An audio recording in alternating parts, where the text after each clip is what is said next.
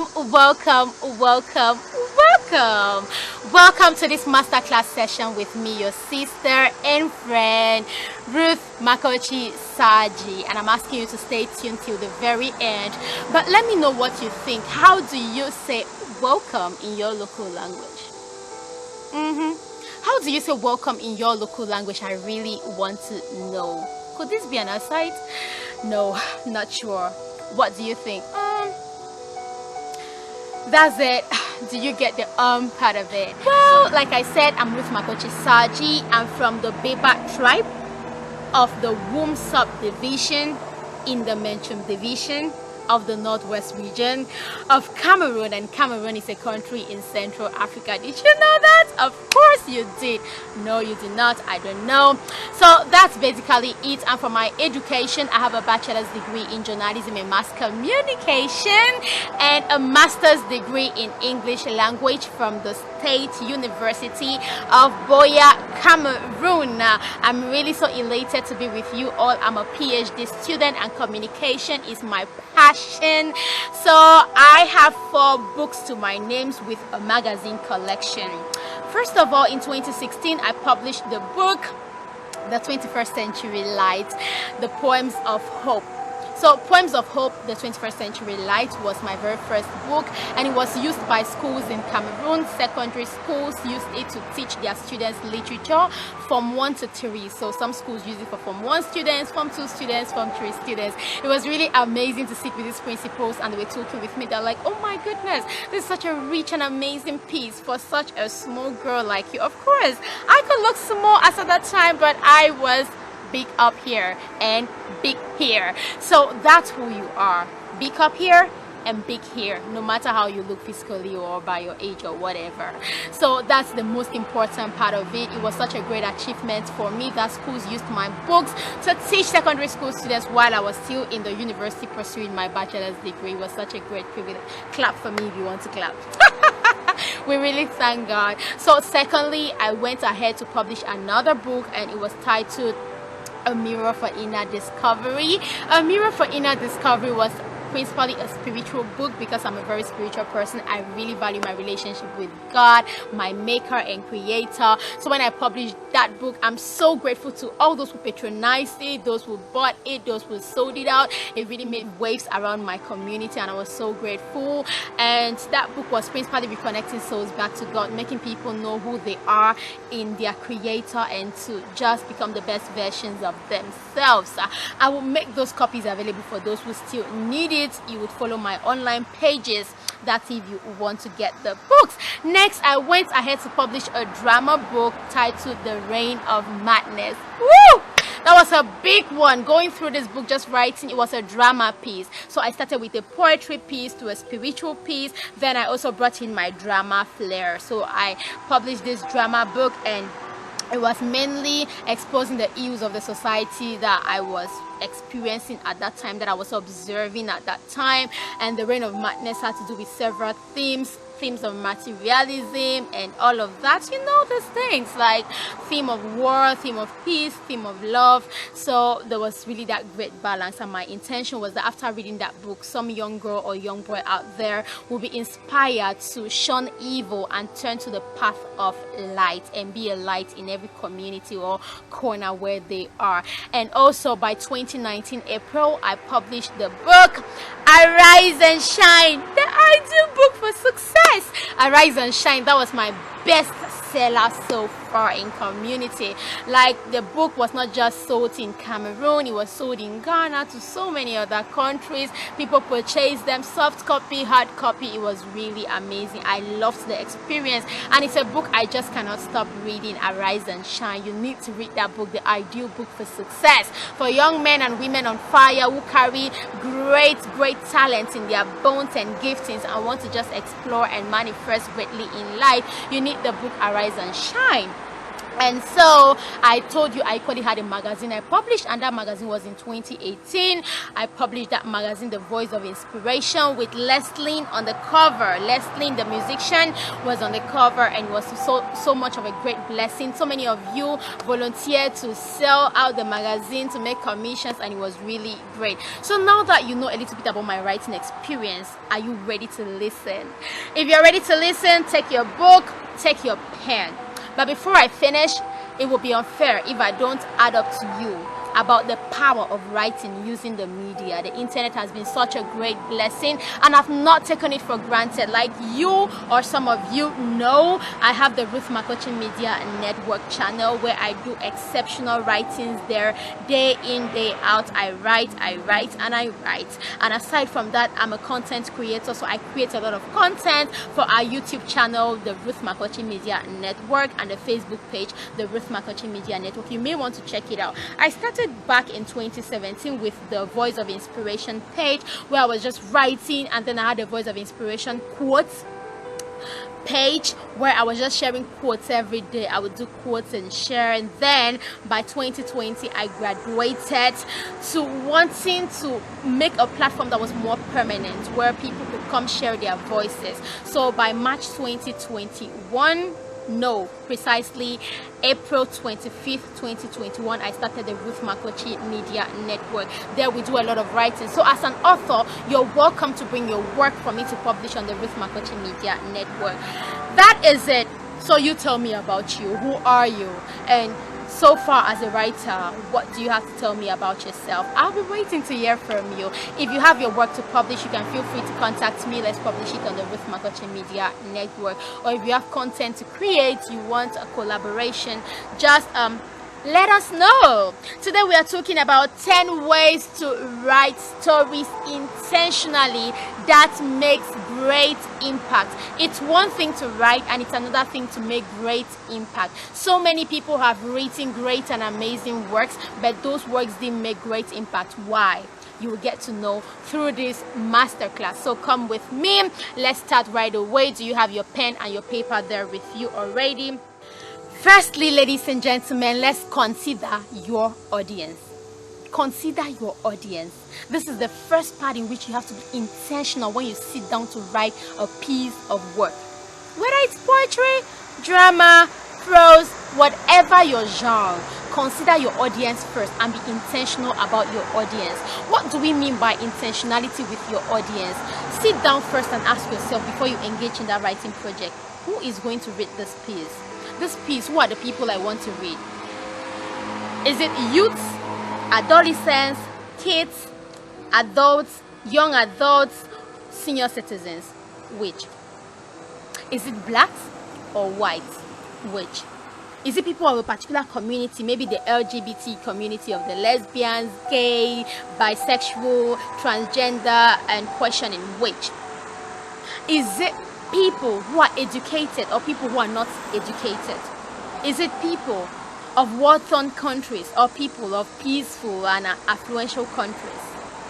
Is it people of the lower class strata in society or people of the higher class strata in society? Ladies and gentlemen, dear writers of our century, you need to consider your audience firstly before you engage in that piece, and you have to be so intentional about it. Why? Because firstly, it will help you to know the kind of language and the capacity of the language to use. Are you going to use a more grammatically formidable way of writing, or you're just going to keep it as simple as possible? Will you be able to add up other local languages to spice it up? Or no, these people don't have these local languages in their area, so I'm not going to add it up. Like, these are some of the things that will really help you when you're so intentional about your audience. Know what your audience are easy to know and what they are not easy to know, what they like and what they do not like, and put it forth to them so much so that they can be able to empathize, they can be able to see themselves in it. Is very important. When people can be able to see themselves in your text, believe me, it's going to be a masterpiece. So know your audience, and like I said, be consistent in what you know. be consistent in who you're writing for. Be consistent, because by the time you jumble up information, you'll be so verbose. You're putting in unnecessary material, unnecessary information. And for you to be able to know your audience better, I think you should do research, gather information. Oh, these people I'm writing for, what are the kind of body languages they like, the kind of emotions they emanate? Oh, what are the kind of things that goes on around their circle of influence, around their community? It will help you. It will help you as a writer to be able to do better. When you know better, you'll be able to do better, and the text will come out really rich, clean, beautiful, and so interesting to read, so that people will not be bored. They will not take your text and they are sleeping over it. You want a text that when people are reading, there's just so much passion to continue, and there is that suspense coming in and everything, and it's just so beautiful, because they want to know that you understand who you're writing for. And they just want to get more of it. So please, ladies and gentlemen, dear writers of the century, consider your audience. Secondly, I want us to also know that for you to write intentionally, carve out a niche. Carve out your niche. When we talk about your niche, it's talking about your subject matter. What are you saying in that text? What are you about to say? It's so important. You should know it like you know your name. Stop just mixing up ideas here and there. Today you're talking about this, tomorrow you're talking about that, tomorrow you're talking about that, the next day you're talking about, like, you should have a niche and stay on it. Stay on that subject matter. Explore that subject matter. Go deep into that subject matter, but don't jumble it up. Don't mix it up. Don't rough handle it with a couple of so many other subject matters. Stay in your lane. I'm talking about the particular piece you're writing at the moment. If you're talking about war, the theme of war should be consistent. Even if you're bringing in peace in it, even if you're bringing in joy in it, even if you're bringing in sorrow in it, stay on the subject of war. If you're talking about culture, stay on that subject of culture. If you're talking about religion, stay on that subject of religion. Then bring out other sub-themes to be able to elucidate what you're trying to put across. Stay on your particular subject, your niche. What are you saying? How are you saying it? Why are you saying it? Who are you saying it to? But what is most important? Because if you don't know what you're saying, how would you know the why you're saying what you're saying? How would you know who needs to know what you are saying? How would you? So that is why you need to know your niche like you know your name. Oh, this is what I'm writing about. This is what I am considering. At the end of the day, when people read this text, they should be able to understand better on this subject, the subject of politics, the subject of criticism, the subject of religion, the subject of culture, the subject of materialism, the subject of education. Like, you should have your strong point when it comes to your niche. Your niche should be consistent. When it's consistent, the people are reading and it's just flowing, and there is a lot more. Like, they just want to get a lot more. There is a lot more in the text and they want to get it all into their system. So know your niche, know what you're writing about. Don't mix things up. And just because you think that the style that another person or another author had employed in a text and it works, it does not mean you should carry this person's style, that person's style, that person. You're carrying like 10, 20, 30 people in one piece and you're trying to make it work. No. Know your niche in terms of the message you're passing across, in terms of the style you are using to pass the message across. You may have read this author and this author used the first person point of view and that person used the third person point of view, and you're just coming into your own text. You want to employ the first person point of view and the third person point of view. You're trying to employ poetry and drama at the same time, the epistolary devices and also flashback and hallucination, all of those things at the same time. Like, you're just mixing everything all up. That's why you should know your basic concepts, and should be able to stick to a particular subject matter using the basic concepts of writing, the themes you're going to be using, the figures of speech you're going to be using, the language you're going to be using, the message tone you're going to be using, the message style you're going to be using. All of these will encompass your niche. So know your niche. If I can ask you a question, What have you understood by knowing your niche? What is your niche? Because your niche, you have to be intentional about it. If not, you're going to really miss it. Thirdly, we're going to be talking about amplifying your setting. Amplifying your setting. Do you know what setting is? Of course, your setting is your environment, the environment of your characters, the characters in the text, the character in that write-up, the characters in that poem. So you have to identify who is in which setting. Who is in which setting. And this is the thing, all the characters are not supposed to be in the same setting, okay? So just amplify the settings of each character. Is this person in a very humble background, in a poor home? Is this person suffering from poverty? Is this person living in affluence? Is this person from the religious background? Is this person from the cultural background? Like, amplify the character setting. Let's know where the character is.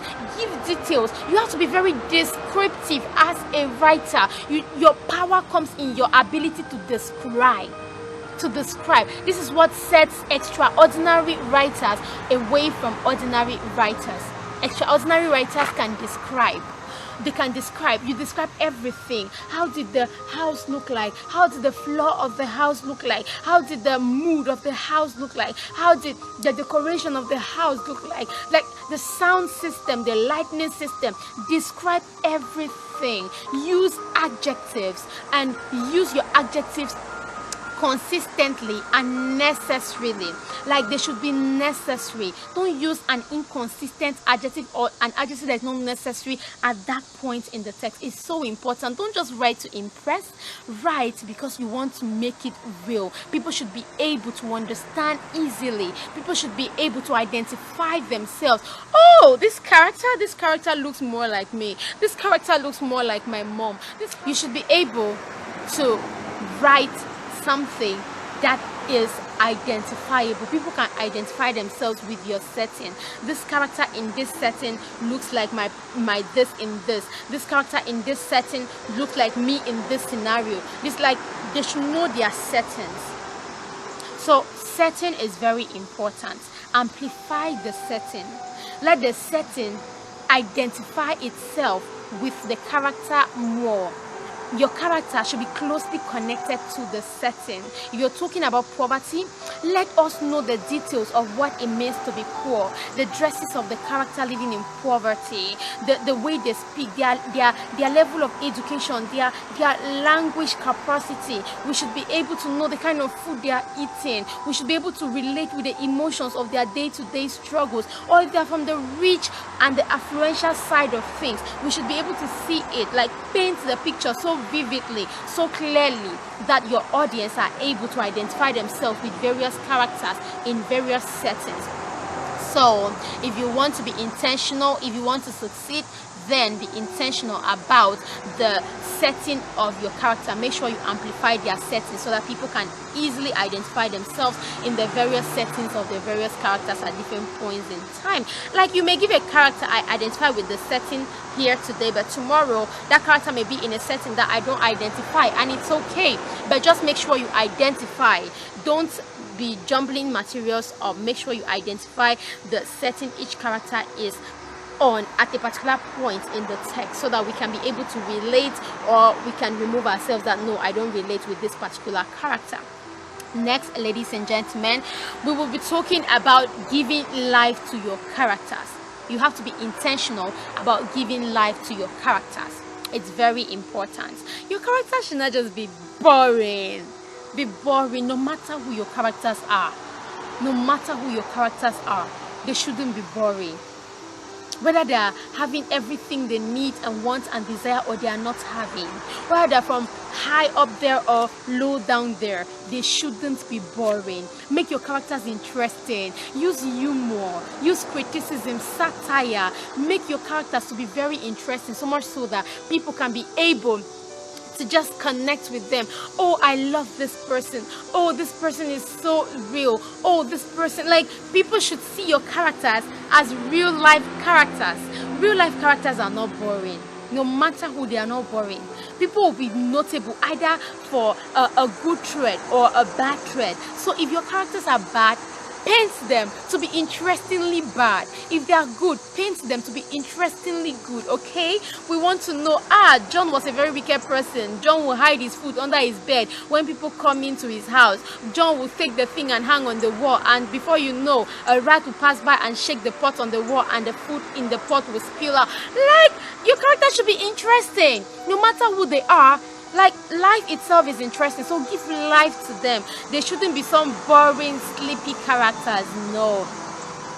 And you can actually be intentionally in giving life to your characters by the language you use. So it still comes to you being able to use adjectives properly, you being able to describe properly, you're being intentional with details. Yes, I think you have to be very into the details as a writer. You should be so much into the details as a writer. This is something that I have learned over the years. If you are not into the details, you'll be so boring. And guess what? Some people will finish their book in 2 days before they even start writing the book. Like, that's why some books are so short-lived in giving out their stories. Some write-ups are so short-lived and people don't appreciate it. People will be like, oh, I expected the writer to explore like this, to go into this dimension, but if you're not able to think, to give life to your characters, you yourself, you feel so sleepy that you take just a very short period of time to go through the entire work. That is why you should learn to give life to your characters. Like, I understand the challenge there is in this particular aspect, because in writing, you have to go beyond what you know and beyond yourself.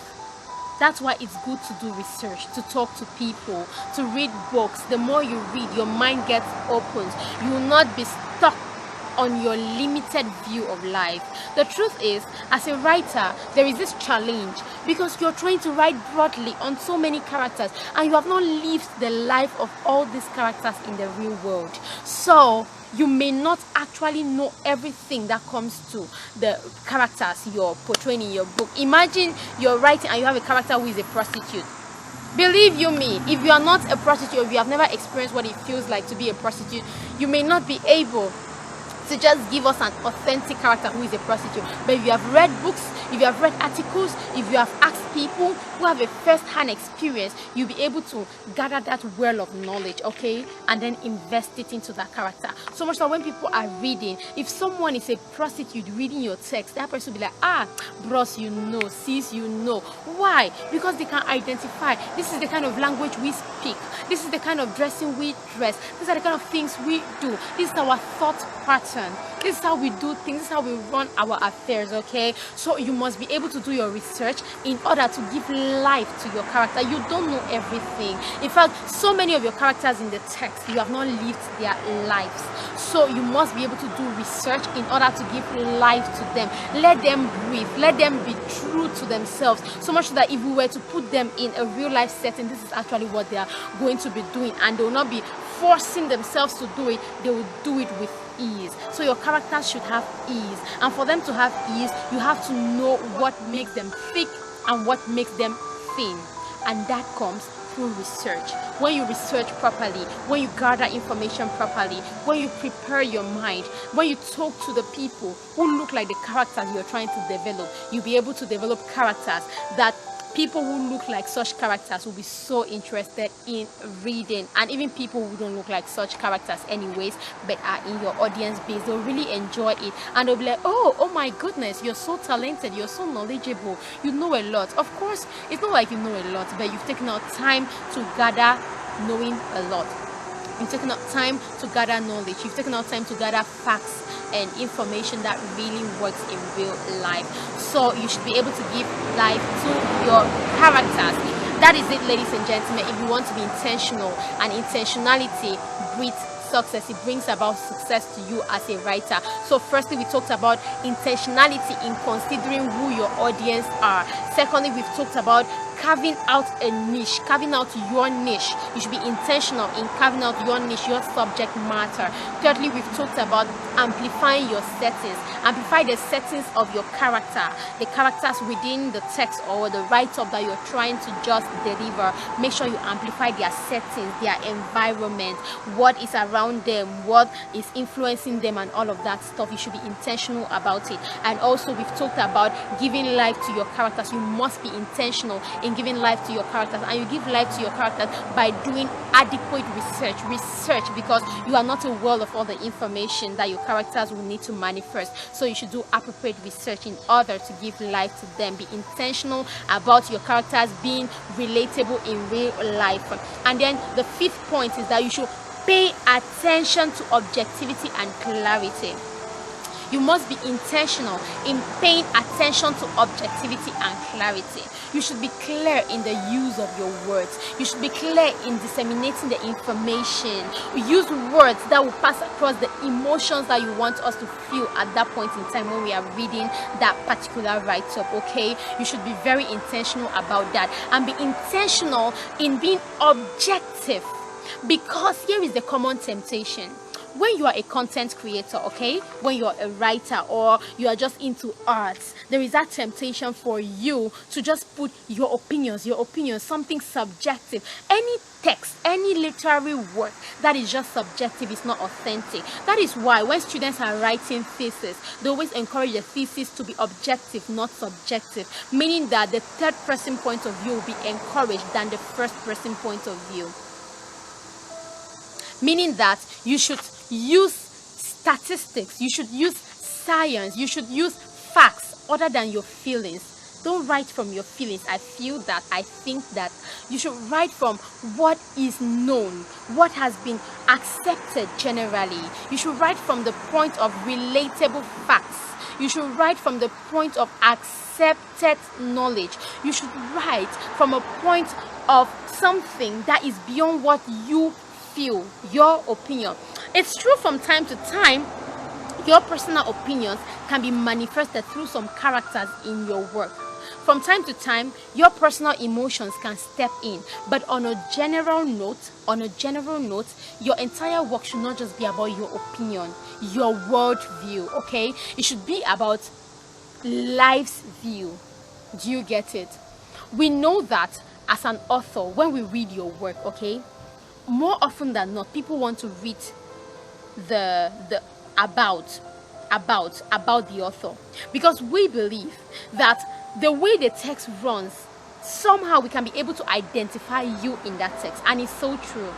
Whenever you write a piece of information, if you come to my network, the Ruth Makochi Media Network Facebook page, okay, if you read the works there, you would see me manifested in some of the works and at some points of the work, but not in all of the work. I cannot be all that life is about, okay? Yes, so whenever people read something, a book of a particular author, they just know without any doubt, without any question, that there is a part of this author that is in this work. We just need to identify, when we read about the author's past experiences, what the author has been through, what has happened to the author, okay? We'll be able to trace some glimpse of it in the work. But the thing you should note about being intentional is that you have to be intentional enough not to make the work all about you, because you are not the only one in the entire world. We are not here to just read about you. Even if you're writing a text that is like an autobiography of yours, okay? Of course, there were other people connected to your life in this world. You didn't just live alone. You had your parents, you had your friends, you had your foes, you had your... I mean, like, we should know other people's perspectives in that life of yours. That's why it's not only about you. That you have to be objective. Be intentional about objectivity. It's so important. Even as a journalist, when you're reporting information, people want you to be objective. If the report is not objective, people are turned off. How much more of reading your work? You know, it takes more time to even read than to listen or to watch. So when people are trying to read an art, a piece of work, they have to have that interest. They should be enticed. And for you to entice them, you have to be intentional about objectivity and clarity. Clarity in language, clarity in subject matter, clarity in where you're headed to in that text. or in that piece of writing. Clarity as to what you want to achieve by writing this particular piece, okay? So it's very important for you to be intentional about objectivity and clarity if you want to be a successful writer. And I know, of course, that's why you're attending this masterclass session, to become an excellent writer. Also, ladies and gentlemen, we're going to talk about the 6th point to consider: professional editing. Some of you write so good, but guess what? You're so terrible at editing. Your language choices, your word choices, your spelling choices, it's so terrible. Your grammatical choices, so terrible. Your subject-verb agreement, so terrible. That is why you need to be professional at editing. Typographic editing. What's the font type you're using? What's the font size you're using? Okay, it's so important. You have to understand all of these things. And I'm not expecting you to be the only editor. When you go through your manuscript, right, it's always good to pay for professional editing. People who know these things, let them help you out. Because you may write something so good, but if you've used a lot of wrong grammar, people will be turned off. Have you ever noticed that Facebook post that the person was so confident that he or she had written the best, but you are turned off from reading it because of the grammatical inconsistency, because of the poor grammar, wrong spellings, wrong subject-verb agreement? Have you ever been turned off by such posts? It's so important that you get it right. That's why you need professional editing. You can edit yourself, but even if you're an editor or you're so good at language, it's good that any piece you want to send out, especially in the form of a book, you should go at least through 3 authors or through 3 editors. Through 3 authors or through 3 editors. Authors who can edit, or just professional editors, even if they are not authors. Okay? Why should you go through about 3 authors or 3 editors? It's because there will be consistency. An editor needs to understand what you're trying to say, or an author needs to understand what you're trying to say. Secondly, they also need to invest themselves in the text. And you cannot rely on one person to invest his or herself to give the best editing. Because I may edit and I remove this particular word. Meanwhile, another editor would have been like, oh, this word will give emotion. Let me just add up something to amplify this word. Okay? So it's good to invest professional editing. Believe me, there's some works that are great out there. Not because they have the grade of subject matter of niche, but because it's excellent in editing. The choices of words are powerful. The grammar is excellent. People are able to relate. The spellings are okay. Are you using maybe British English or American English? Be consistent. Don't use British and American English all mixed up in the same text. It's in your local language. Is the phonetic correct? So you need to employ the service of an editor if you yourself cannot edit. If you can edit, also engage more people to edit that text so that it will come out more refined. Guess what? Any text that is edited professionally, that is well edited, there is a tendency for that text to sell. Okay? That text to sell, other than when it was poorly edited. No matter how rich the information is, people will be turned off. So you must be intentional about editing. Typographic editing, grammatical editing, you have to be intentional. And if you are not well grounded in the area of editing, always seek for professional help. I mean, you know, if people are listening to a radio program, okay, if someone is speaking and makes a mistake, that radio program will end and that edition is over. If people are watching TV, it end, and if they don't rebroadcast it, people may not get a hold of that information again. So they may just laugh at that journalist, but it will be short-lived.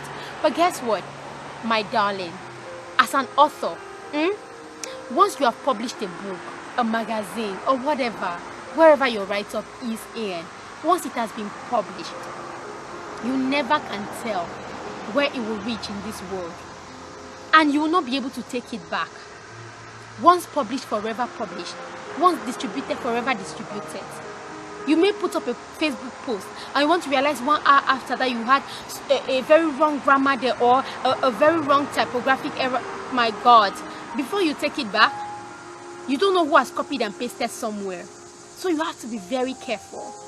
Once something is published in the form of a write-up, it's so difficult. Once it's published and distributed, it's so difficult to take back the error.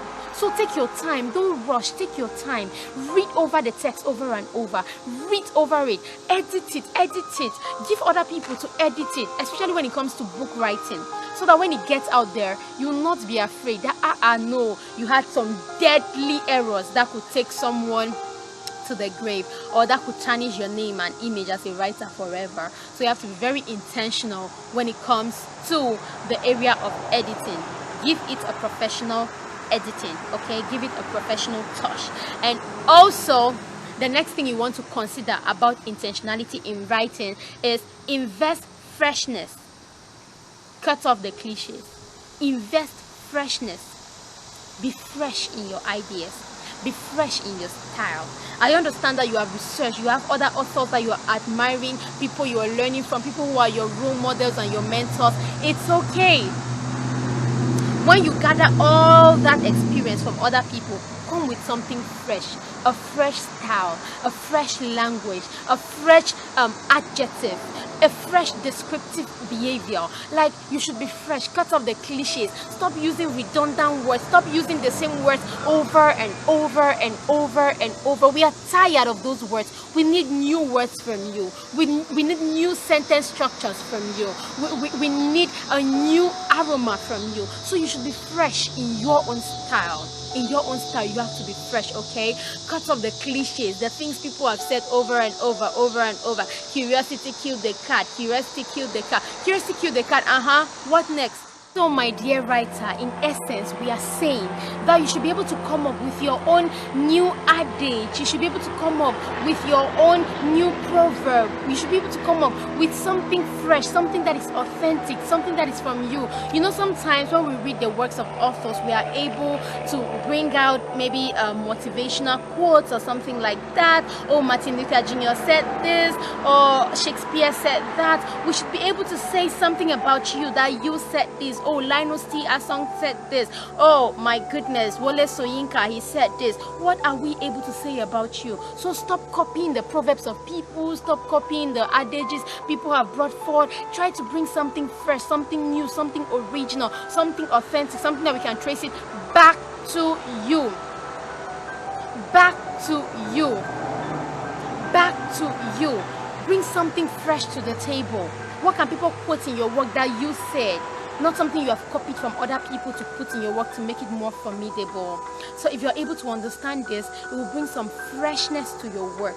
Because people will know that, this is something new. I've never heard this kind of proverb before. I've never heard this kind of idiomatic expression before, and people will be like, oh, who is this author? Let me know her better. Who is this writer? Let me know him better. Like, people just want something fresh from you, okay? When you read Things Fall Apart, what are some of the words, some of the idiomatic expression that you learn that you've not really heard them as commonly as? When you read No Way to Die, what are some of the words, the expressions that nobody has ever really made you see it before, like how Linus T. Asong made you see it? So you should be intentional about bringing in words that are fresh, that are not used all the time, okay? Idiomatic expressions that are not used all the time, okay? Proverbs that are not used all the time. It will make you exceptional, amazing. You can even combine words.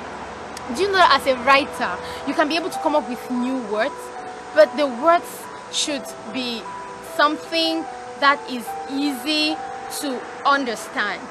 Since people have not been hearing them before, you can combine two words to come up with another word. You're permitted as a writer.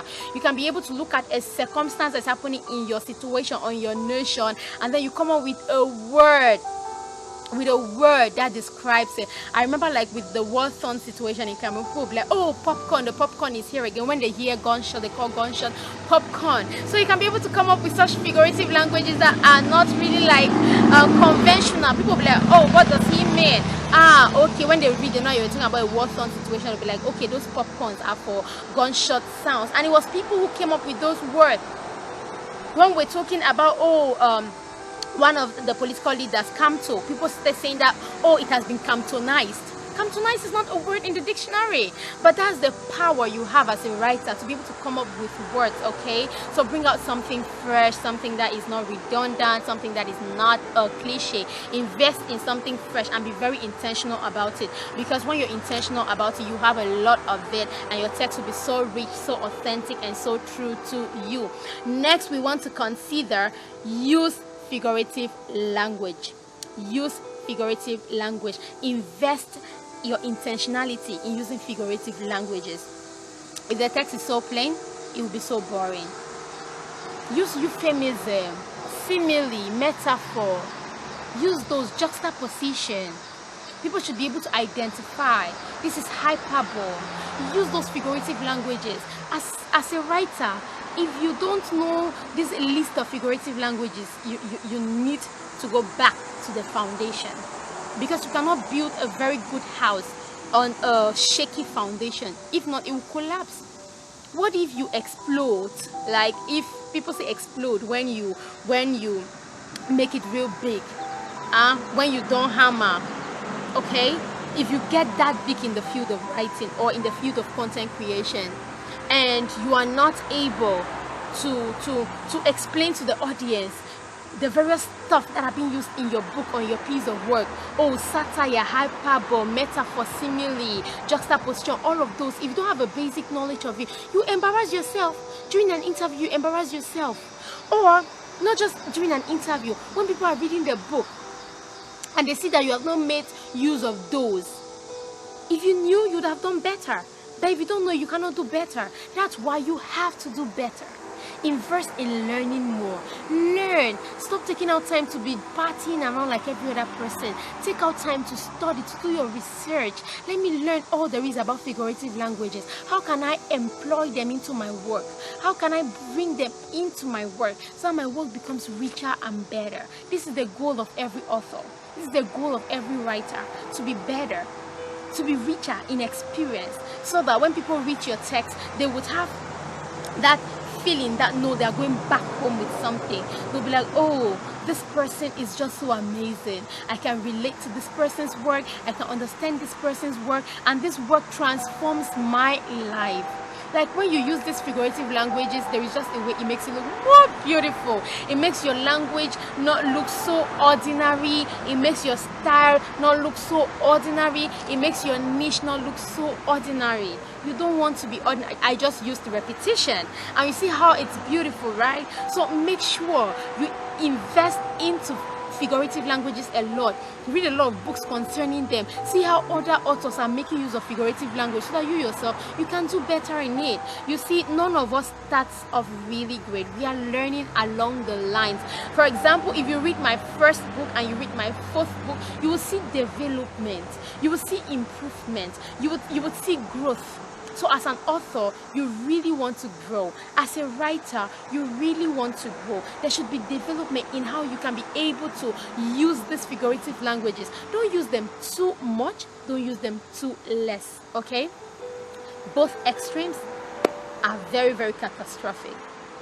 So don't make it too scanty, and don't make it too much into the work. It won't work, okay? You see? That was another figure of speech I just used. Who can tell me which figure of speech that was? Work, but in two different senses. Like, you have to know what you're talking about, and to know what you're talking about, you have to be able to know the right kind of figurative languages to use at every point in your text. Be intentional about it. Do your research. Like, and this is a very big one for me personally. When I'm writing, I take my time out. Especially when it comes to proverbs and idiomatic expressions. These are good places to invest your figurative language in. So you have to take your time, understand what you're saying, understand better what you're saying, and then ask yourself intentionally, which figure of speech would be good here? Would humor be good? Would satire be good? Would metaphor be good? Okay, use them generously, consistently, but Be very, very intentional. Use it when necessary, because when it's unnecessary, people will be bored. People know you don't know what you're doing and don't know you're not a professional, so you want to write like a pro. And I believe that's why you're attending this masterclass. Also, ladies and gentlemen, writers of my century, if you want to also be very effective and successful as a writer, if you want to be intentional, I take you to the 9th point, which is develop your themes consistently. I don't want to make this too verbose. I've been speaking about consistency already, but now I'm talking about themes. Okay, themes. You have to be consistent with your themes. You have to develop your themes. Don't just start with the theme of materialism. Before you want to know, you have jumped into the theme of oh my goodness, into the theme of politics. Before you want to know, you have gone into like, what are you saying? Be consistent. Materialism started, yes. Start developing other characters who will sustain a theme of materialism. Okay, political ambition started, yes. Let's see other characters develop this theme of political ambition. Okay, be consistent with your theme. Develop your themes. Don't be jumping. Don't drop them down like hot potato. No, it won't work. It won't work.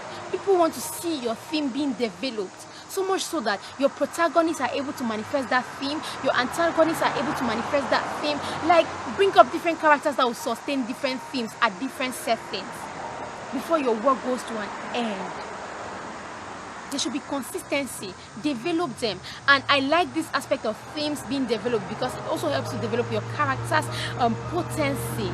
They become more potent the more they manifest that theme. Okay, you're talking about the theme of drunkenness. Don't just say it.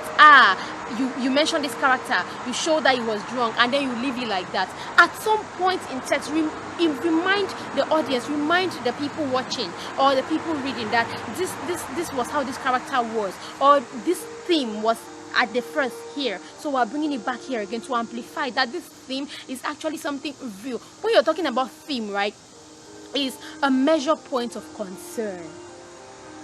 It's a measure point of concern. So your thematic expressions should be edifying, should be edifying. You should amplify them. You should amplify them so much so that when people are reading through that text over and over, they'll be like, no, this person's character here, I do not like this thematic expression over and over. I don't like what this person is doing, so I will not copy it in my life. Okay, I like what this person is doing, so I'll copy it in my life. They should be edified. Your audience should be edified by the thematic expressions you're using, by the themes you're investing in your work. So develop them. Don't just mention a theme and you lay it dormant. It doesn't work that way. If you're talking about alcoholism, take it over and over. If you're talking about religion, take it over and over. Materialism, take it over and over. Culture, take it over and over. People should be able to understand that theme better the more you develop it. So don't drop it. Take it over from start till the end of the text. Be consistent with it. Be consistent with it. And it must not be one character carrying that theme along. Several characters can come and manifest it. Oh, you talked about embezzlement. When you brought in embezzlement, one character was manifesting it. But before we know, in the future, several characters have been intoxicated by that spirit of embezzlement. Or maybe, like, just have a way. The thing that makes a writer a very great writer is being able to sustain. When you sustain your work, that's how your audience are sustained in reading. So be very intentional about developing the themes in your work. 10th and final tip of being intentional when it comes to delivering a great piece that will make impact, okay, is stay relatable and real. Stay relatable and real. This is a very big one. Most of you need to understand this. Please be yourself. Stay relatable. Don't go and use language that even you can't understand. Don't use idiomatic expressions and proverbs that you yourself cannot even understand their origin or is not related to the text. People should be able to relate to your work. People should know that this author, what he's saying is true. This writer, this thing is real. In our century, in our generation, we see this thing everywhere. Go to the supermarkets, to the villages, to the cities. You see this thing everywhere. I mean, it happens, it happens. Like, people should be able to relate. That no, sir, what you're saying is true. No, ma, what you're saying is very, very true. You should stay relatable. Stay relatable, ladies and gentlemen. Stay real. Be real. Okay? So much so that we are able to identify ourselves in the work. As a content creator, don't come and paint your characters in a way, or paint yourself in a way that we cannot relate with. We, the common people, we cannot relate ourselves with. We, your audience, cannot relate ourselves with. Stay relatable and real. When we look at your life, we know that, if you were able to succeed this far, we are able to succeed. If your characters were able to succeed this far, we are able to succeed this far. If your characters failed this much, in real life, people can fail this much if they also put such habits in their life, or if they also go along the same path. So do you understand? And this will make your work sell. Because when people can relate, the work sells. When people think that you are real in your approach, in your delivery, in your language, in putting up with your characters, it will sell. The main intention you have is that when you write, people should read, right? Of course, there is no artist that will want to just do something for people not to get a hold of it, or people not to enjoy it. There is no writer who will tell you that I'm just writing for myself. No, you're writing for the people. So people should be able to relate. People should know that you are real. The work is real. They can relate to that work. That work is real in their setting, in their world, in their century, in their generation. So just imagine that you come with Shakespeare's language now, and you're writing your novel with Shakespeare's language. Believe me, so many people in this generation, they will be turned off. Because, it would not be as simple as what they expected. It would not be the kind of language they have always been used to, okay? And it would not be the kind of settings, the kind of regalias, the kind of costumes, right? The kind of instruments, like the stuff you use in the work. If it's not real, you go and start calling names of things that were used in the 12th century. Like, how will it help your readers of this 21st century? You start using dressing styles that was used in the 3rd century. How would that work today in the 21st century? You start using language of the 14th century. How will it help a reader of the 21st century? So ask yourself all of these things. The instruments you're using, the language you're using, the costume you're using, the environment you're using, and everything about your character should be real and should be relatable. So, ladies and gentlemen, dear writer, can we do a quick summary? Can you tell us the 10 ways in which you can be intentional in order to have a successful story that makes impact? Okay, let's do it together. Firstly, we've talked about consider your audience. You have to consider your audience, intentional about the audience of your work, those who are going to read your piece, your write-up. Secondly, we've talked about carve out your niche. Know your subject matter. Concentrate on your subject matter. Be consistent with your subject matter. Be intentional about it, so that the people will also be intentional about reading it and just flowing with it. Thirdly, we talked about amplify your setting, your environment, the environment of your characters, so that people can be able to see themselves in it, or people can have a better picture about it. Maybe they have never been where your story is featured, so they want to just know a little bit about that place from your book, from your write-up. Also, we talked about the fourth point, which is give life to your characters. It's very important. You have to be intentional about giving life to them. There should not be some boring set of people. You should give life to every one of your characters. Also, the fifth point is that you should pay attention to objectivity and clarity. It's so important, because when you're objective, you remove all the information just being about you, your life, your experiences. Because even in the midst of your life and your experiences, you have other people that were interconnected to it. So we want to hear the other people's side of the story. We want to see how the other people really were, so that we can know if we relate more with you or with one or two other people that were related to your life. So it should not be about your personal opinion only. You should be objective. Give facts, give statistics, give real world experiences. That is not just about your life but other people as well. Also, we mentioned in the sixth point for you to be intentional about your professional editing in the work. your professional editing in the work. So there should be professionality, and if you cannot edit professionally, you should be able to get the services of people who edit professionally, so that at the level of typography and grammar there should be excellence. People should be able to flow when they are reading. They should not find difficulty, grammatic errors everywhere, typographic errors everywhere. That's a total turn off. If you want your book to sell, if you want to make greater impact, if you want your write-up to bless lives around the world, you have to be very much intentional about professional editing of your work. Also, we talked about invest freshness and avoid cliches. Invest freshness, cut off cliches. It's so important. Cliches are things that have been said over and over, idiomatic expressions, proverbs, words, and sentences that have been used over and over. Avoid it. Bring something fresh, something new to the table. Develop fresh idioms, fresh proverbs, fresh words, fresh sentences that can be able to put across whatever information you're trying to put across. And then the 8th point was to use figurative language. Be intentional about the figurative languages that you're using in your work. Learn them. Take out time to research, know more about figurative language and how to use it, when to use it in every piece of work. There's so many figurative languages out there. You have it's what we call figures of speech, please. It's what we call figures of speech, so don't be confused. You have simile, metaphor, juxtaposition, irony. Like, there are so many figures of speech. Just go on the internet, you can read them, books, you can read them, research them, know how and when to use them in your work to make your work more formidable, to stand out and to sell your work to the audience you really want. Also, the 9th point was to develop your themes consistently. What is the theme?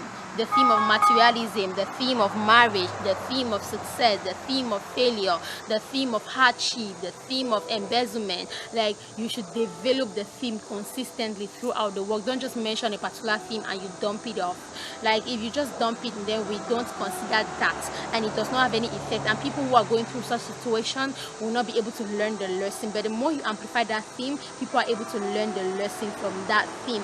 Finally, we talked about stay relatable and real. So you have to be relatable. You have to be intentional about making your work relate to your audience, so that your people who are reading the work can see themselves in it. The audience you're writing for can see themselves. They're like, oh, I used to do this, or I have this aunt or this cousin or this person in my life, this friend who does this. So they're able to identify themselves in it, in the work, and that way they're able to share the content. So, which is my final bonus for you. I mean, if you write a work that you cannot share, what is the point?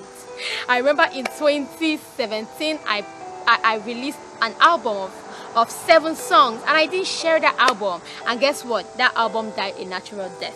What was the point? It's only later, like in 2019, that I finally put that album on my YouTube. It was useless because the time had passed and I didn't publicize it. But when it comes to my works, when I write, I share, engage other people to share. You must be passionate, putting that enthusiasm in sharing, the best you know about that work. Tell people with such spicy words, like use the spicy words, the sweet words to be able to share your work. If you don't fall in love with your work, how will you expect others to fall in love with that work? If you don't support your work, how would you expect others to support that work? Let's see you are so enthusiastic about it, and people are like, what's this thing that is making this lady, this man so excited? I want to get into the excitement too. So happy. I want to get into the happiness too. Because of that, when people see that you're so happy about the work, they themselves are bound to be happy about it. Have you followed social media influencers who are so happy about what they do? You see that you yourself, you just become influenced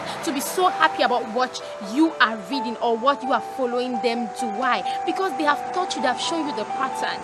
Linus T. Asong said, if you don't value yourself, nobody will value you. So I say, if you don't value your work, nobody will value it. Value your work, dear writer. Value your work. Share your work.